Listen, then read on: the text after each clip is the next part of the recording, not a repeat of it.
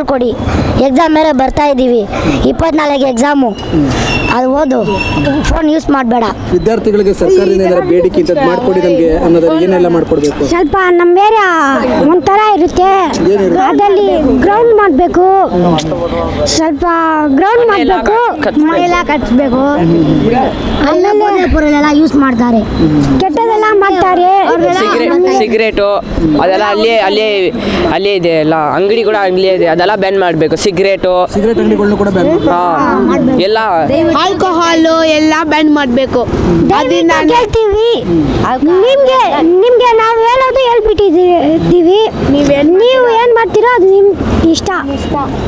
ನಮಗೆ ಊಟ ಕೂಡ ವಿಷ ಅಂತ ಕಲ್ಕೊಂಡು ಕೊಡ್ತಾರೆ. ನಮ್ಮ ಊಟ ಮಾಡದೆ ಹೊಟ್ಟೆ ನೋವು ಬರುತ್ತೆ, ತಲೆನೋವು ಬರುತ್ತೆ, ಇದ್ರ ಸಹಿಸಾಗ್ಬಿಡ್ತೀವಿ. ನಾವೇ ಸ್ಕೂಲ್ಗೆ ಹೋಗ್ತೀವಿ, ಏನು ಮಾಡೋದು ಎಲ್ಲ ಏನೇನೋ ಬರ್ತಾ ಇದೆ. ಸ್ಕೂಲ್ ಮೊಟ್ಟೆನಲ್ಲಿ ಏನೇನೋ ಬರ್ತಾ ಇದೆ, ಹುಲ್ಲೆಲ್ಲ ಐತೆ.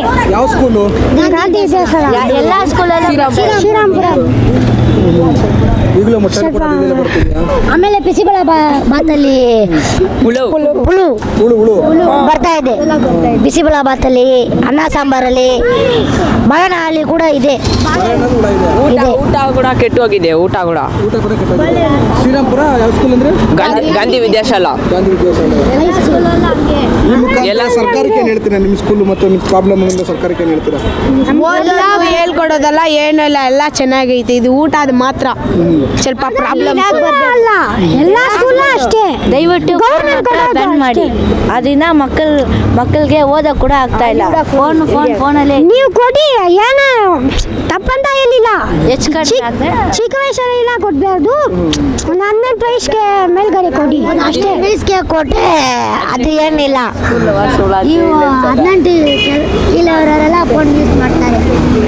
ಇವಾಗ ಸರ್ಕಾರಕ್ಕೆ ಏನು ಹೇಳ್ತೀರಾ? ಎಲ್ಲ ಒಟ್ಟಾಗಿ ಏನಾದ್ರು ಹೇಳಿದ್ರೆ ಫೋನ್ ಮಾತ್ರ ಯಾರಿಗೂ ಕೊಡಬೇಡ ಅಷ್ಟೇ.